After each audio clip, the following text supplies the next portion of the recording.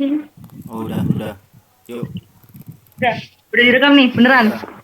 Ya, beneran. Udah. Satu, dua, tiga. Bismillah. Assalamualaikum warahmatullahi wabarakatuh. Kami dari kelompok 8 akan mempresentasikan hasil kerja diskusi kami tentang peradaban masa dinasti Mamalik Mesir dan dinasti Utsmaniyah Turki.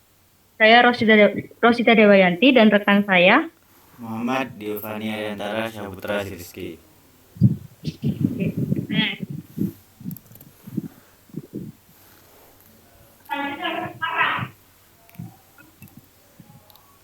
Peradaban masa dinasti Mamalik Mesir.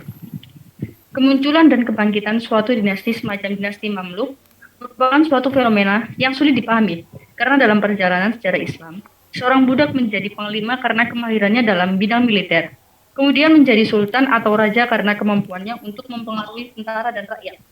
Dinasti sebagaimana ditunjukkan olehnya merupakan dinasti para budak yang berasal dari berbagai suku dan bangsa menciptakan suatu pemerintahan oligarki di wilayah asing. Yang para sultan budak ini menegaskan kekuasaan mereka atas wilayah Suriah Mesir. Kata Mamluk sendiri yang berarti budak atau hamba yang dibeli dan dididik dengan sengaja agar menjadi tentara dan pegawai pemerintahan. Dinasti Mamluk didirikan oleh para budak. Mereka pada mulanya adalah orang-orang yang ditawan oleh penguasa dinasti Ayyubiyah sebagai budak, yang kemudian dididik dan dijadikan tentara. Dinasti Mamluk dibagi menjadi dua golongan berdasarkan daerah asalnya. Golongan pertama dinamakan Mamluk Bahri atau Bahria yang memerintah pada tahun 648 sampai 792 Hijriah atau 1250 sampai 1389 Masehi yang berasal dari kawasan Kipchak, Rusia Selatan, Mongol dan Kurdi. Golongan kedua dinamakan Mamluk Burji atau Burjia yang memerintahkan pada tahun 792 sampai 923 Hijriah atau 1389 sampai dengan 1517 Masehi, yakni Mamluk yang berasal dari etnik Sirakus di wilayah Kaukasus. Next.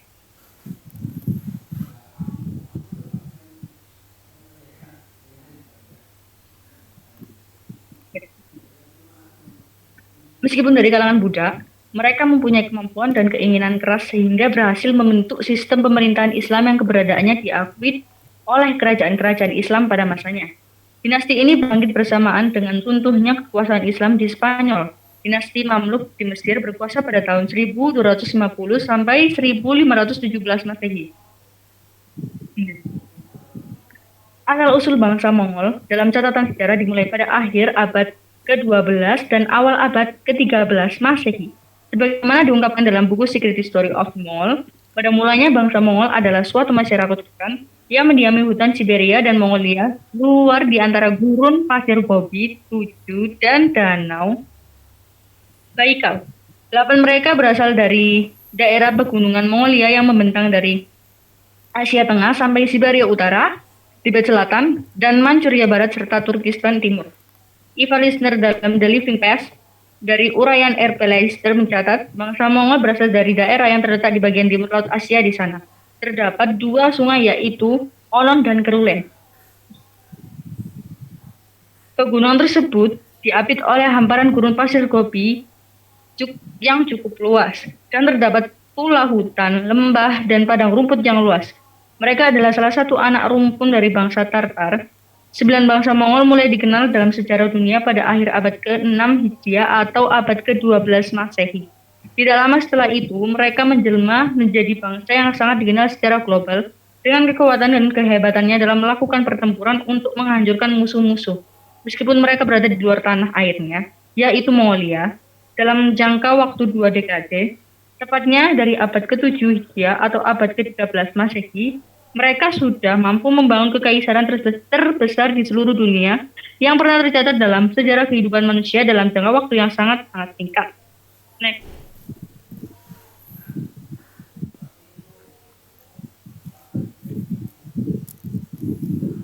Wilayah yang tercatat 3 dekade selanjutnya dapat mereka taklukkan antara lain yaitu yang pertama, Kepulauan Jepang dan wilayah Samudra Pasifik dari sisi timur. Yang kedua, Kedalaman benua Eropa dari sisi barat, lalu ke Siberia dan kawasan Baltik dari sisi utara hingga sampai bagian utara Jazirah Arab, Palestina, dan Syam Suriah dari sisi selatan pada masa ini. Yang ketiga yaitu Genghis Khan dan keturunannya datang membawa penghancur ke dunia Islam. Genghis Khan berasal dari Mongolia setelah menduduki Peking pada tahun 1212 Masehi. Yang kemudian ia mengalihkan serangan-serangannya ke arah barat. Satu demi satu kerajaan Islam jatuh ke tangannya. Transoksania dan Khawarizm digalakkan pada tahun 1219 Masehi, kerajaan Ghazna pada tahun 1221 Masehi, Azerbaijan pada tahun 1223 Masehi, dan Saljuk di Asia Kecil pada tahun 1243 Masehi. Dari sinilah kemudian ia meneruskan serangan ke Eropa dan ke Rusia. Kemudian serangan bangsa Mongol meluas sampai ke Baghdad. Serangan ke Baghdad dilakukan oleh cucunya Genghis Khan yaitu Hulagu Khan. Hulagu terlebih dahulu mengalahkan Khurasan di Persia.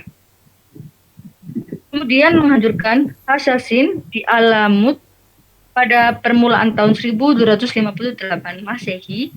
Ia sampai ke tepi kota Baghdad. Ketika perintah untuk menyerang ditolak oleh Khalifah Al-Mustasim dan kota Baghdad dikepung. Akhirnya, pasukan Mongol menyerang kota pada tanggal 10 Februari 1258 Masehi. Khalifah beserta 300 pejabat tinggi negara menyerang tanpa syarat, termasuk sebagian besar keluarga Khalifah dan penduduk yang tidak berdosa.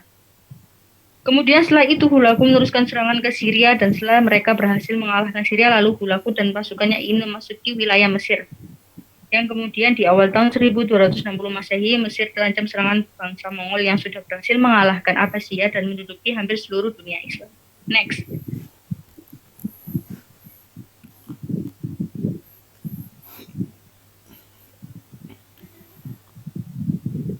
Dunia Islam belum musnah. Penyelamatan datang dari kelompok prajurit bekas budak yang disebut Mamluk yang pada tahun 1250 Masehi telah mengambil alih kontrol atas Mesir dari tangan majikan mereka yaitu Bani Ayyubiyah.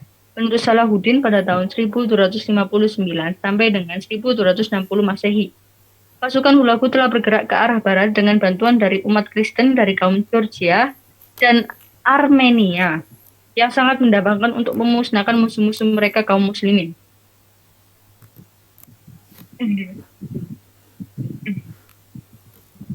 Mereka segera merebut Aleppo dan membinasakan penduduk negeri. Kota Damaskus yang ditinggalkan penguasa Ayyubiyah segera menyerah dengan gampang tanpa perlawanan. Utusan dari Mongol yang dikirim oleh Kit Bunga itu dibunuhnya. Tindakan Kutus ini menimbulkan kemarahan di kalangan tentara Mongol. Kit Bunga dan pasukannya kemudian melintasi Yordania dan menuju Galili, Palestina. Pasukan ini bertemu dengan pasukan Mamluk yang dipimpin langsung oleh Kutus dan Baibars di Ain Jalut. Pertempuran dahsyat terjadi. Pasukan Mamluk berhasil menunjukkan tentara Mongol pada 3 September 1260 Masehi. Kutus memang lebih baik menyerang bangsa Mongol sebelum mereka menggempur lebih dahulu. Ia juga berpendapat lebih baik bergerak lebih dahulu sebelum mereka menyerangnya. Lalu Kutus mempersiapkan bala tentara dan menyiagakan pasukan militernya dan bertolak menuju Syam, Suriah. Pasukan Mongol yang berada di bawah pimpinan Kit Bunga baru menyadari keadaan saat mendengar suara kuda pasukan Kutus yang memenuhi daratan rendah tempatnya. Sultan Kutus dengan bantuan panglima perangnya Baibars berhasil mematahkan serbuan bangsa Mongol ke Palestina dalam peperangan yang terjadi di Ain Jalut pada tanggal 3 September 1260 Masehi.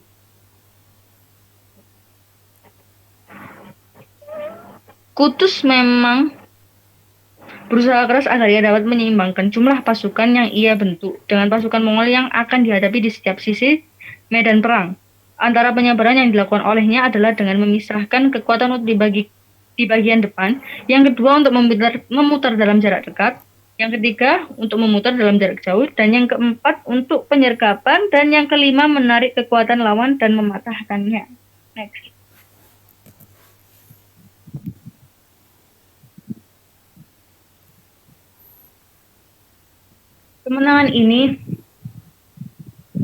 Kemenangan ini merupakan balasan terhadap bangsa Mongol yang sebelumnya telah menghancurkan kota Baghdad sebagai pusat Khalifah Islam pada tahun 1258 Masehi. Perang ini merupakan peristiwa besar dalam sejarah Islam dan merupakan kemenangan pertama yang berhasil dicapai oleh kaum muslimin terhadap orang-orang kafir Mongolia. Mereka berhasil memecahkan mitos yang mengatakan bahwa tentara Mongol tidak pernah terkalahkan. Banyak pertanyaan yang muncul dalam kasus ini. Melihat kualitas diri kedua dinasti ini tidak berimbang, maka strategi dinasti Mamluk merupakan faktor logis penting dalam kemenangan yang dicapai oleh dinasti Mamluk. Selain itu, kemenangan yang diraih oleh dinasti Mamluk juga menyelamatkan peradaban Islam kedua setelah peradaban di atas, maka peneliti sangat tertarik untuk melakukan penelitian yang berjudul Strategi Perang Dinasti Mamluk dalam Menghadapi Bangsa Mongol.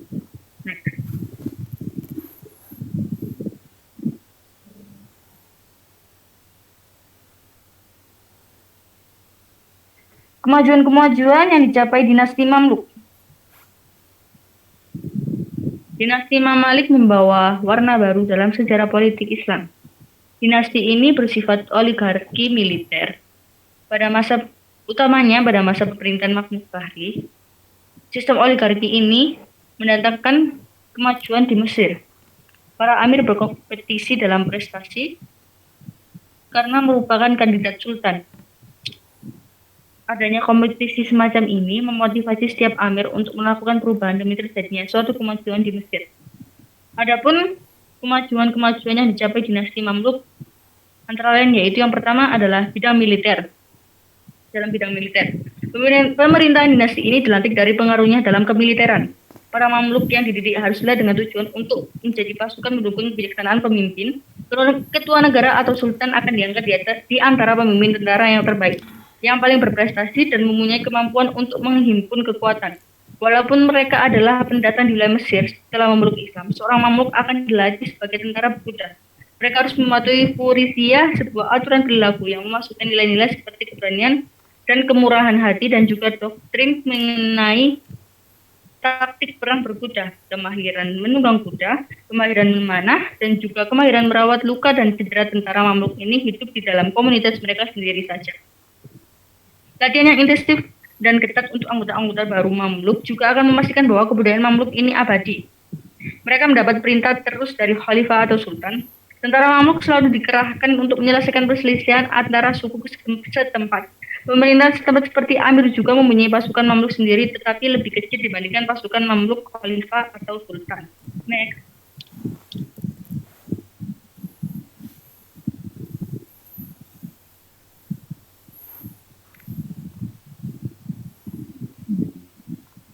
Yang kedua ada dalam bidang pemerintahan.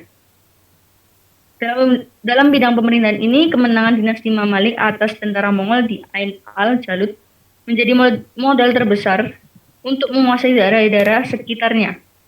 Baybars mengangkat sekelompok militer sebagai elit politik.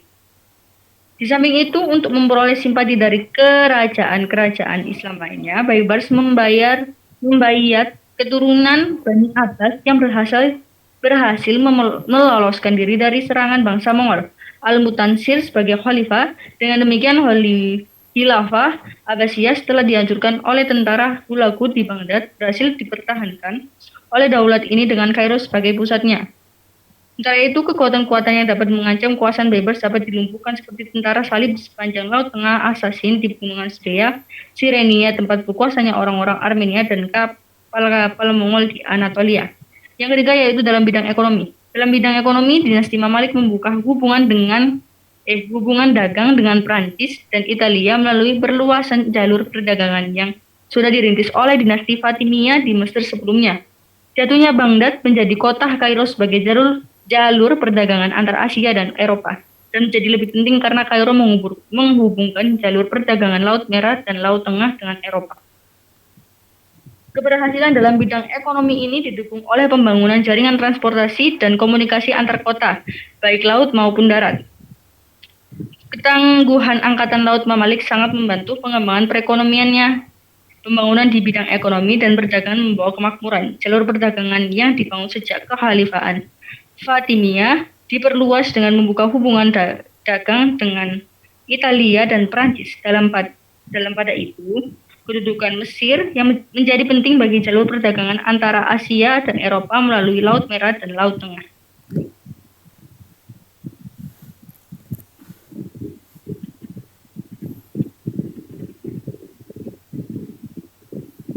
Yang keempat yaitu ada dalam bidang ilmu pengetahuan.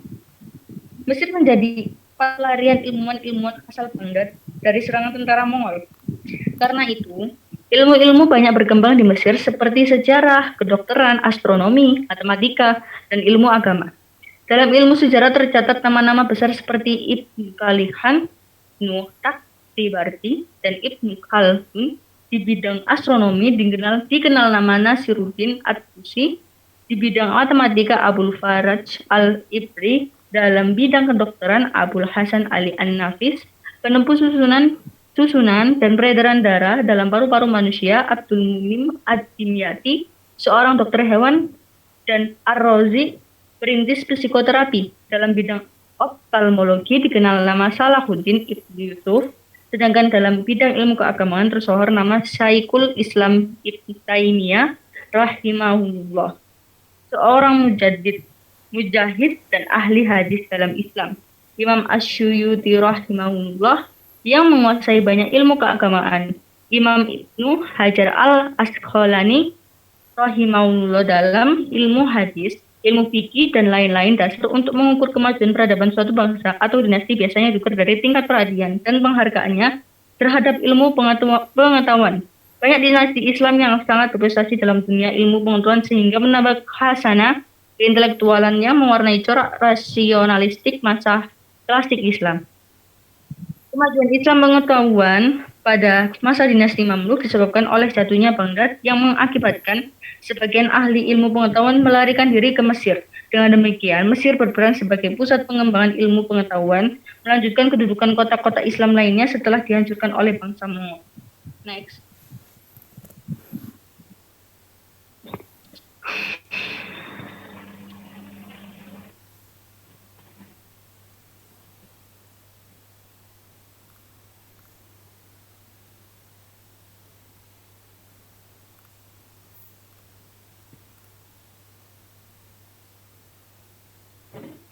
Oke, yang kelima yaitu dalam bidang seni dan budaya. Khususnya pada masa dinasti Mamluk Bahri memberikan corak tersendiri bagi perkembangan arsitektur setiap sultan. Kondisi persaingan di bidang arsitektur ini memberikan gambaran tersendiri bagi kewibawaan dan kemajuan bagi diri sultan. Oleh karena itu, perhatian terhadap kondisi arsitektur melambangkan kejayaan kerajaan. Sehingga ada keinginan mengabadikan sesuatu yang bersifat monumental dari kepemimpinannya sebagai warisan sejarah. Pengembangan arsitektur yang sangat tinggi tersebut ditopang oleh datangnya beberapa insinyur teknik yang melarikan diri ke Mesir untuk mencari perlindungan kepada Sultan akibat kejaran tentara Mongol. Kedatangan arsitek tersebut membawa Mesir mengalami perkembangan seni dan budaya secara cepat dengan prestasi-prestasi tersendiri seperti arsitektur, keramik, dan karya arsitek dalam logam. Desain arsitektur yang khas muncul sebagai seni arsitektur keagamaan pada periode ini. Beberapa masjid dan madrasah biasanya dibangun dengan sebuah ruang tengah yang terbuka yang dikelilingi 4 serambi pada setiap sisi utama dari ruang tengah tersebut, dengan beberapa ruang yang berhubung dilengkapi dengan kamar-kamar untuk para pelajar. Bangunan-bangunan yang lain yang didirikan pada masa ini adalah rumah sakit umum, perpustakaan, villa-villa, kubah, dan menara masjid. Kondisi kejayaan arsitektur Mamluk masa klasik digambarkan oleh beberapa ahli sejarah sebagai kota yang kaya akan pertunjukan visual ala kota klasik yang sangat luas, membentuk tatanan fisik kota dan melambangkan hubungan integral antara negara-negara Islam dan masyarakat urban. Next.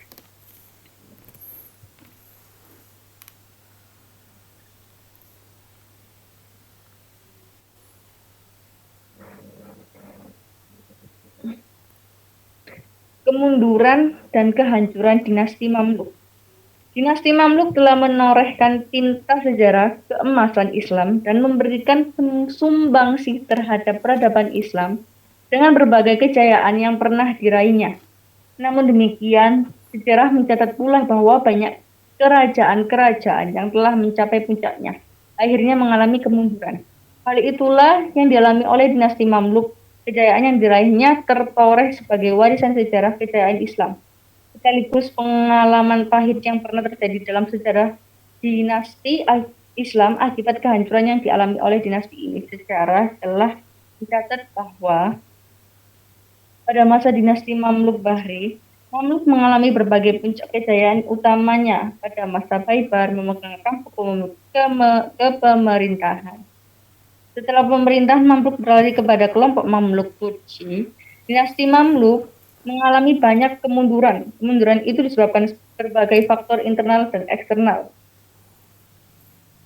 Para sultan dari Mamluk Turki tidak memiliki pengetahuan cara mengatur roda pemerintahan kecuali latihan militer.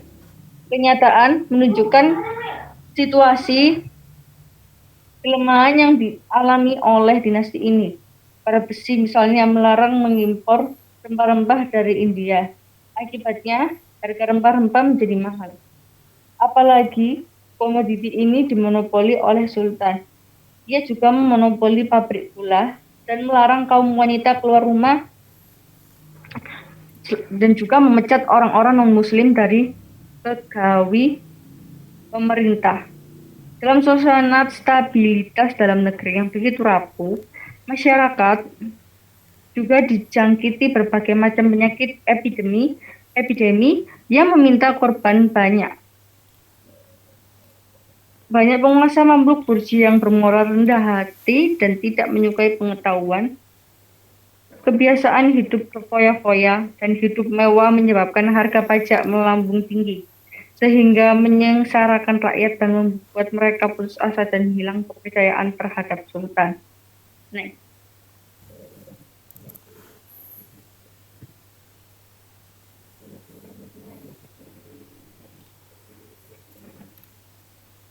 pajaklah satu-satunya jalan untuk mendapatkan uang yang banyak untuk membiayai pemerintahan, membayar pegawai, lengkapi istana-istana dengan berbagai kemewahan. Sultan yang memerintah dari tahun 1412 sampai dengan 1420 Masehi, 21 Masehi, adalah seorang pemabuk yang dibeli dari seorang pedagang Sirkasya. Sultan inilah yang melakukan berbagai perbuatan yang melampaui batas. Kondisi yang melanda dinasti Mamalik ini meluas dari tingkat amir ke bentuk gangguan dalam masyarakat. Keadaan itu diperparah dengan adanya musim kemarau panjang yang mengakibatkan pertanian tidak berproduksi. Di samping kondisi internal tersebut di atas, kondisi yang tak kalah pentingnya yang mewarnai kemunduran dan kehancuran dinasti Mamluk adalah faktor eksternal. Pada tahun 1498, Vasco da Gama, seorang navigator yang berkebangsaan Portugis, mendapat jalan ke timur melalui Tanjung Pengharapan di Afrika Selatan. Dengan penemuan ini, orang Portugis dan Eropa lainnya bersatu untuk mendatangi daerah-daerah yang penghasil rempah-rempah di timur. Akibatnya adalah kapal-kapal yang biasanya melintas di daerah Mesir dan Syria kini beralih ke Tanjung Pengharapan. Dengan ditemukannya Tanjung Harapan, sistem penghasilan Mamluk menjadi berkurang. Dengan sistem perdagangan dinasti Mamalik mulai runtuh secara berangsur-angsur. Di pihak lain, suatu kekuatan politik baru yang besar muncul sebagai tantangan bagi dinasti Mamalik, yakni Kerajaan Utsmani. Kerajaan inilah yang mengakhiri riwayat Mamalik di Mesir. Datangnya kekuatan baru tersebut diperparah dengan bergejolaknya daerah kekuasaan Mamluk di Syria. Selain karena penyerbuan tentara Mongol, juga karena ulah penguasa-penguasa setempat yang ingin melepaskan diri dari pemerintah pusat. Kekuatan Turki Utsmani yang masuk Syria itu berasal dari Anatolia yang memberikan perlawanan yang berarti terhadap pasukan Mamluk. Next.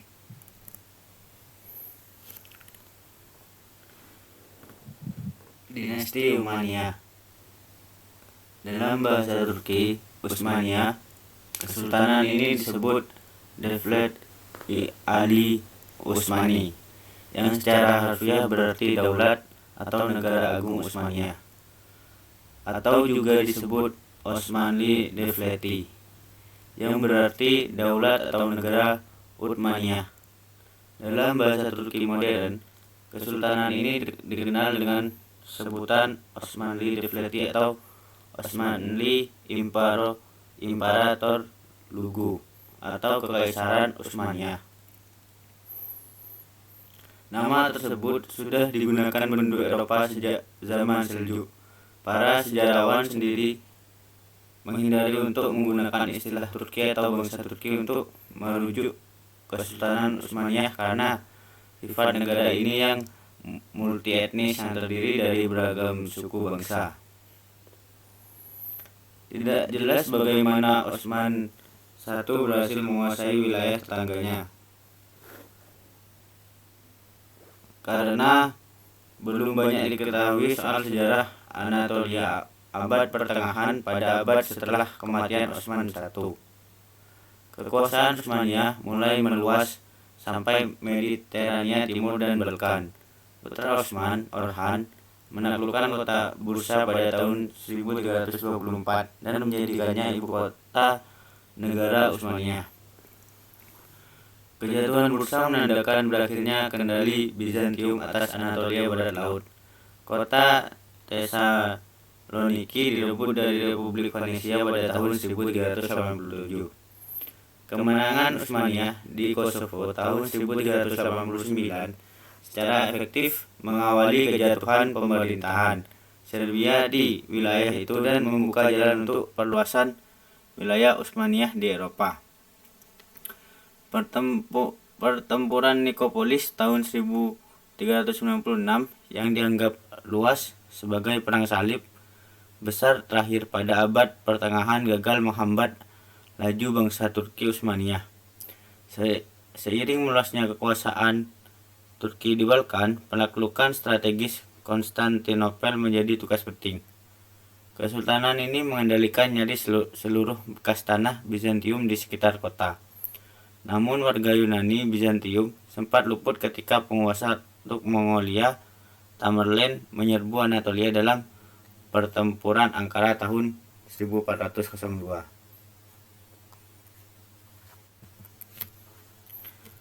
Kondisi sosial politik, sosio-keagamaan, sosio-pendidikan, dan ekonomi. Pembahasan tentang kondisi sosial politik, sosio-keagamaan, sosio-pendidikan, dan ekonomi di Kerajaan Turki Utsmani. Dalam usaha memahami perkembangan Islam secara objektif dan komprehensif memang sangat signifikan. Hal ini mengingat perkembangan sosio-politik, sosio-keagamaan, dan ekonomi bukanlah sesuatu yang bersifat konstan, melainkan dinamis dengan pemahaman konteks tersebut. Diharapkan akan diperoleh sebuah perspektif yang tidak bersifat simplified. Berkenaan dengan ini, setidaknya ada beberapa hal yang bisa dijadikan pisau analis, antaranya kondisi sosial politik, sosio-keagamaan, sosio-pendidikan, dan ekonomi. Yang pertama, kondisi politik. Kerajaan Turki Utsmani memiliki wilayah kekuasaan yang sangat luas. Masyarakat yang berada dalam wilayahnya tentu jumlahnya banyak pula. Mereka memiliki latar belakang yang berbeda-beda. Mereka adalah rakyat atau penduduk yang menetap di dalam wilayah kekuasaan Kerajaan Turki Utsmani. Pembentukan kerajaan ini adalah bangsa Turki dari kabilah Oghuz yang mendiami daerah Mongol dan daerah utara negeri Cina. Dalam jangka waktu kira-kira 3 abad, mereka pindah ke Turkistan, kemudian Persia dan Irak. Ketika mereka menetap di Asia Tengah, di bawah tekanan serang-serangan Mongol, Islam sekitar abad ke-9 atau ke-10. Ketika mereka menetap di Asia Tengah, di bawah tekanan serangan-serangan Mongol pada abad ke-13 Masehi, mereka melarikan diri ke daerah barat dan mencari tempat pengungsian di tengah-tengah saudara-saudara mereka, orang-orang Turki Seljuk di dataran tinggi Asia Kecil, sana di bawah pimpinan Ertugrul. Mereka mengabdikan diri kepada Sultan Alauddin II. Sultan Seljuk yang kebetulan sedang berperang melawan Bizantium. Berkat bantuan mereka, Sultan Alauddin mendapat kemenangan. Atas jasa baik itu, Alauddin menghadiahkan sebidang tanah di Asia Kecil yang berbatasan dengan Bizantium, yaitu mereka terus membina wilayah barunya dan memilih kota Shukut sebagai ibu kota. Ertugrul meninggal dunia tahun 1289 Masehi. Kepemimpinan dilanjutkan oleh putranya. Utsman memerintah pada antara tahun 1290 Masehi dan 1326 Masehi. Ia banyak berjasa kepada Sultan Alauddin II dengan keberhasilannya menduduki benteng-benteng Bizantium yang berdekatan dengan kota Brosa. Pada tahun 1300 Masehi, bangsa Mongol menyerang kerajaan Seljuk dan Sultan Alauddin terbunuh. Kerajaan Seljuk Rum ini kemudian terpecah-pecah dalam beberapa kerajaan kecil. Utsman pun memproklamirkan secara de facto dan de jure kemerdekaan wilayahnya dengan nama Al-Sultanah Al-Utsmaniyah. Kerajaan ini tergolong memiliki masa penguasaan yang relatif panjang, yaitu sampai abad ke-20, tepatnya tahun 1244, selama lebih kurang 625 tahun.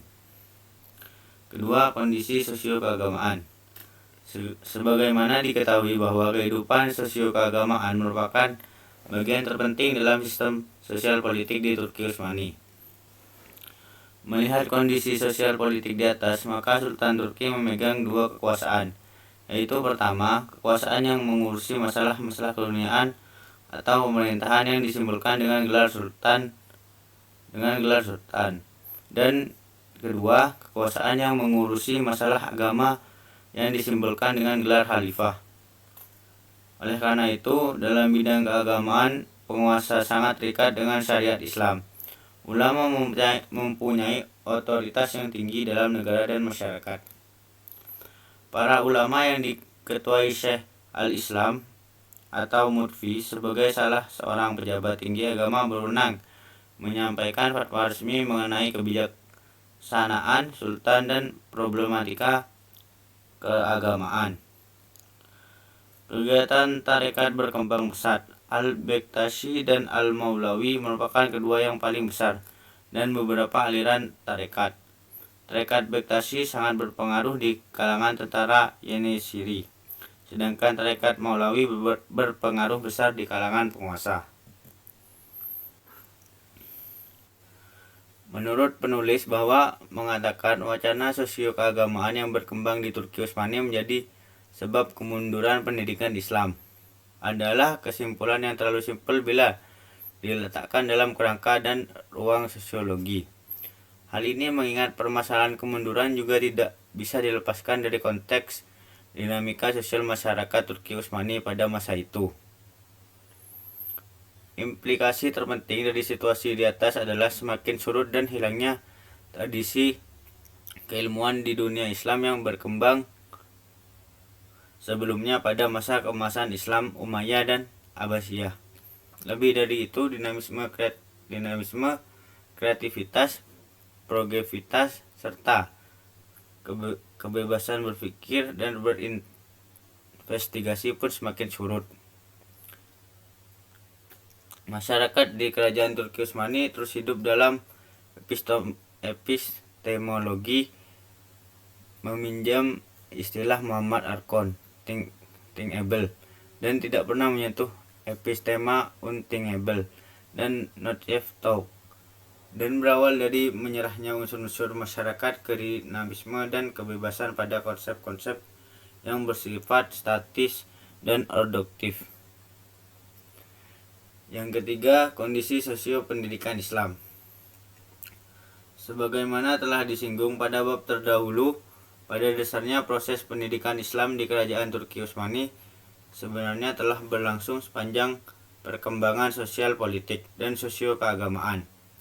Maka untuk dapat mengetahui dinamika kehidupan serta kecenderungan masyarakat dan kebudayaan yang dihasilkan pada suatu kurun waktu tertentu, cara paling cepat adalah dengan melihat kecenderungan pola hidup para penguasanya. Metode ini akan memperoleh validitas lebih tinggi jika dipergunakan pada model-model perkembangan masyarakat di bawah pemerintahan yang bersifat monarki. Dalam konteks kajian ini, untuk melihat dinamika kehidupan sosio pendidikan akan dimulai dengan melihat sikap para sultan sebagai kepala pemerintahan di kerajaan Turki Utsmani terhadap pendidikan dan pengembangan keilmuan secara umum. Institusi pendidikan pada masa Turki Utsman mula-mula didirikan oleh Sultan Orkan. Sistem pengajaran yang dikembangkan adalah menghafal matan-matan meskipun murid tidak mengerti maksudnya, seperti menghafal matan al-jurumlah, matan takrib, matan alfiyah, matan sultan, dan lain-lain. Murid-murid setelah menghafal matan itu barulah mempelajari syarahnya, kadang-kadang serta hasyiahnya. Sebenarnya pembaharuan pendidikan di dunia Islam pertama kali dimulai di kerajaan Turki pada awal abad ke-17 sebagaimana telah disinggung di muka faktor yang melatar belakangi gerakan pembaharuan pendidikan bermula pada kekalahan Kerajaan Utsmani dalam peperangan dengan Eropa. Berikut ini adalah ulama-ulama yang terkenal pada masa Turki Utsmani. Yang pertama, Syekh Hasan bin Ali Ahmad al-Syabi'i yang termasyhur dengan Al-Madabigi. Ia adalah pengarang Hasyiah Jam'ul dan Syarah Al-Jurmiyah. Yang kedua, Syamsuddin Ramali, pengarang Nihayah. Yang ketiga, Ibnu Hajar al-Hajisyami, pengarang Tuhfah. Muhammad bin Abdul Razak Murtadad al-Husaini al-Zubaidi, pengarang sejarah Al-Qomus bernama Tajul Urusi. Syekh Hasan al-Kafrawi al-Syafi al-Azari, pengarang syarah-syarah dan Haisyiroh. Syekh Muhammad bin Ahmad bin Arfah al-Dusuki al-Maliki, ahli filsafat dan ilmu falak serta ilmu ukur. Sementara perpustakaan yang termasyhur pada masa Turki Utsmani pada 1300 sampai 1808 Masehi tertera di bawah ini. Yang keempat, kondisi ekonomi.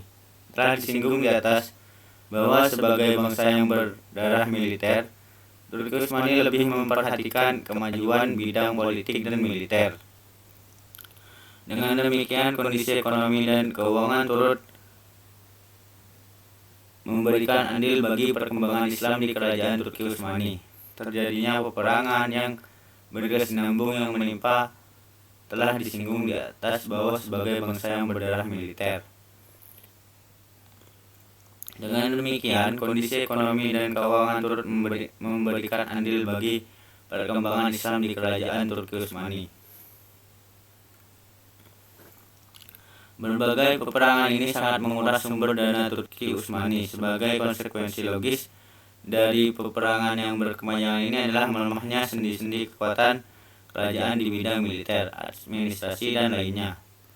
Peperangan tersebut juga berdampak pada merosotnya perekonomian Turki Utsmani karena pendapatan negara berkurang secara drastis, sementara belanja negara semakin tinggi untuk biaya perang.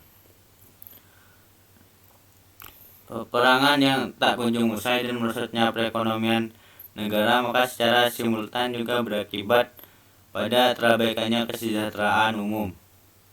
Penguasa Turki Utsmani tidak lagi memikirkan apalagi memperhatikan pola pembangunan dan rehabilitasi jalan-jalan, rumah sakit, sekolah-sekolah, serta prasarana ekonomi seperti pembangunan sektor pertanian, pengairan, atau pemeliharaan bendungan, sehingga para petani kehilangan harapan untuk mengembangkan taraf hidup mereka. Kondisi demikian berdampak pada berbagai sektor. Selanjutnya, kemajuan yang telah dicapai oleh kerajaan Turki Utsmani. Yang pertama, bidang kemiliteran dan pemerintahan. Masa kepemimpinan Ertugrul sampai Orkan merupakan masa pembentukan kekuatan militer, sedangkan perang dengan Bizantium sebagai awal didirikannya pusat pendidikan dan pelatihan militer yang disebut Jenisari atau Inkisariyah. Selain itu, kerajaan Utsmani juga membuat struktur pemerintahan dengan kekuasaan tertinggi di tangan raja, yang dibantu oleh Perdana Menteri yang membawahi gubernur. Yang kedua, bidang ilmu pengetahuan dan budaya.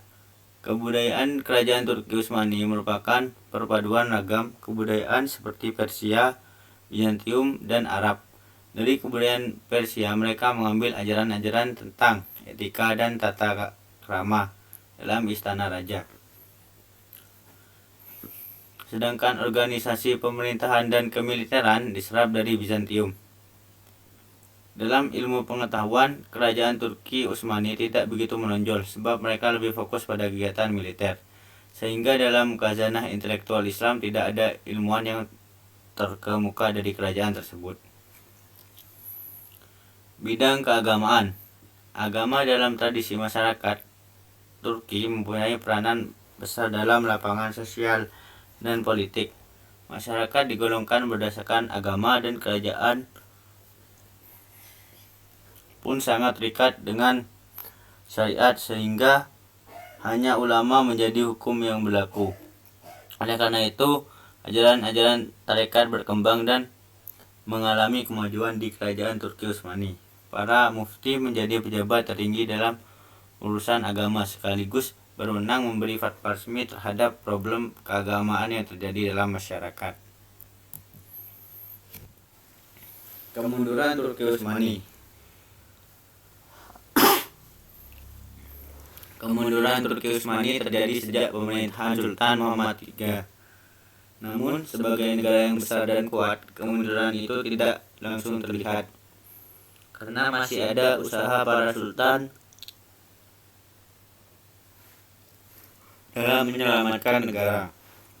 Tetapi keadaan ini sangat mengganggu pola kehidupan Daulah Utsmaniyah. Setelah itu, pemerintahannya dilanjutkan oleh 19 orang Sultan Turki Utsmani sampai berdirinya Republik Turki. Namun kekuasaan para sultan tersebut tidak sebesar dan sekuat sultan-sultan sebelumnya. Dalam 88 tahun berikutnya, Turki Utsmani tidak hanya menderita kerugian teritorial, tetapi daerah penaklukan mereka diambil alih. Pada saat di bawah pimpinan Sultan Murad IV, kesultanan tampaknya menghidupkan kembali kemegahan yang telah dicapai di bawah Sultan Sulaiman. Namun, penampilan eksternal ini menipu.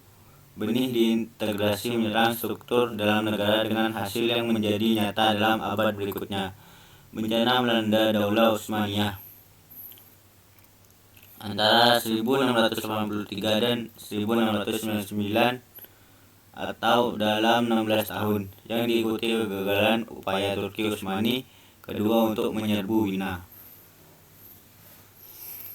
Faktor kemunduran Turki Utsmani: ekonomi yang semakin melemah. Keberhasilan Portugal dan Spanyol untuk menemukan jalan perdagangan dunia ke Asia telah menjadi titik awal kebangkitan Eropa. Mereka berhasil merebut rute pangsa pasar dan sumber bahan baku perdagangan dunia. Hal ini mengakibatkan kemiskinan dan kemunduran ekonomi yang berat di dunia Islam. Ketika Sultan Abdul Aziz menjadi Sultan Turki Utsmani pada tahun 1861, para sultan terdahulu telah meninggalkan hutang negara sebanyak 15 juta pound sterling. Pada tahun itu pula hutang negara membengkak menjadi 103 juta francs. Pada tahun 1870 sampai 1880, Daulah Utsmaniyah mengalami krisis ekonomi berkepanjangan. Untuk menutupinya, Turki Utsmani harus berhutang kepada Inggris, di mana Inggris mensyaratkan pendirian bank-bank Inggris di Istanbul dan lembaga pengawas keuangan Inggris.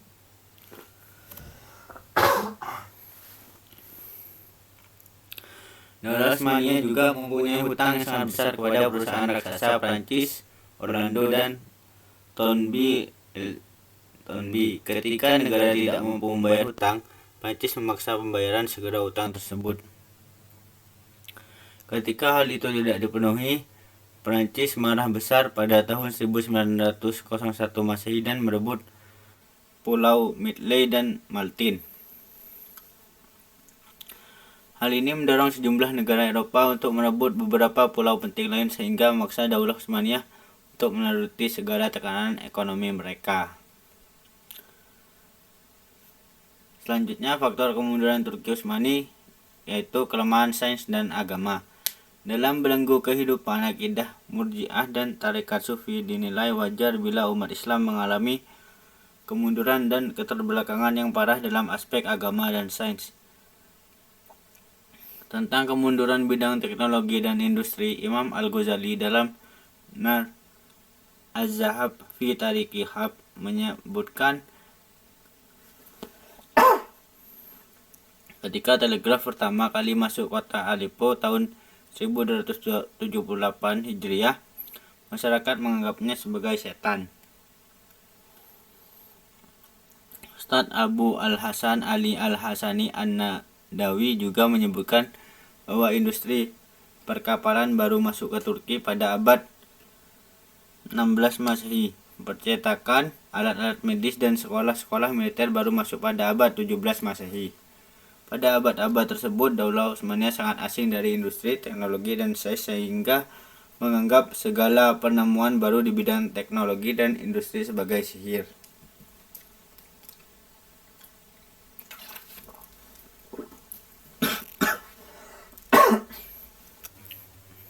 Selanjutnya, faktor kemunduran Turki Utsmani yaitu kelemahan sosial dan moral. Dekadensi moral yang sangat parah telah menggejala di seantero dunia Islam. Penyalahgunaan harta wakaf untuk kepentingan memperkaya para pegawai wakaf, menjamurnya warung-warung khamar, rumah-rumah judi, minuman keras, dan pelacuran. Husain bin Muhammad Nasif bahkan menyebutkan kota suci Makkah telah ramai dengan warung-warung minum keras dan pelacuran. Tenggelamnya masyarakat dalam musik dan nyanyian dan aneka ragam kebejatan moral lainnya menjadi pemandangan umum di tengah masyarakat. Selanjutnya, kemunduran Turki Utsmani, sinyal runtuhnya sebuah peradaban Islam. Kemerosotan internal tersebut sejalan dengan penjelasan Ibnu Khaldun di dalam mukadimahnya tentang runtuhnya peradaban. Menurutnya, faktor-faktor penyebab runtuhnya sebuah peradaban lebih bersifat internal daripada eksternal. Suatu peradaban dapat runtuh karena timbulnya materialisme, yaitu kegemaran penguasa dan masyarakat menerapkan gaya hidup malas yang disertai sikap bermewah-mewah.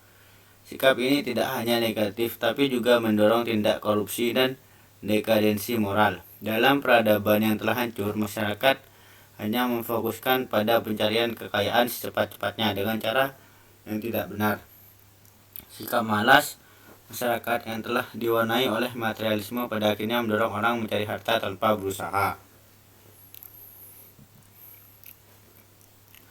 Selanjutnya, kemunduran Turki Utsmani. Awal isu westernisasi dan gerakan pembaruan. Kekalahan demi kekalahan yang dialami oleh Turki Utsmani dari barat menjadi awal isu tentang pembaruan, modernisasi, dan waternisasi. Pada awal abad ke-18, usaha-usaha pembaruan itu sifatnya lain, sebab Khilafah Utsmaniyah mulai membuka pintu bagi barat. Kontak-kontak diplomatik dan kultural dengan negara Eropa meyakinkan para negarawan Utsmani akan keunggulan teknik barat dan menjadikan mereka berupaya mencari bantuan teknis dalam urusan-urusan kemiliteran dari para ahli barat. Menjelang akhir abad ke-18, hubungan-hubungan yang dijalin dengan barat itu mengakibatkan meningkatnya pencarian jati diri karena kaum intelektual dan negarawan Utsmani mulai memandang westernisasi sebagai prasyarat pembaruan kerajaan Utsmani. Karena itu, abad ke-19 perhatian pokok para pembaru Utsmani ialah membaratkan angkatan bersenjata, lembaga-lembaga pendidikan, hukum, dan politik kerajaan Utsmani. Permasalahan yang mereka hadapi ialah bagaimana cara melakukannya dalam suatu masyarakat di mana Islam sudah berpenetrasi ke dalam substruktur sistem sosiopolitik Turki Utsmani. Kekuasaan Turki Utsmani juga semakin lemah dan berkurang karena beberapa negeri kekuasaannya memisahkan diri. Di antaranya, Rumania melepaskan diri dari Turki Utsmani pada bulan Maret 1877 Masehi. Inggris diizinkan menduduki Spirus pada bulan April 1878 Masehi. Bessarabia, Karus, Ardan, dan Batum dikuasai Rusia. Mesir, Hijaz, Syam, dan Irak memisahkan diri pada fase akhir Khilafah Utsmaniyah lewat revolusi Arab yang dipimpin oleh Syarif Hussein.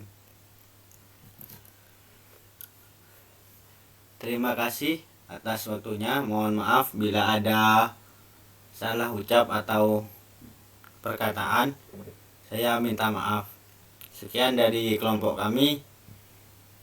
Wassalamualaikum warahmatullahi warahmatullahi wabarakatuh. wabarakatuh.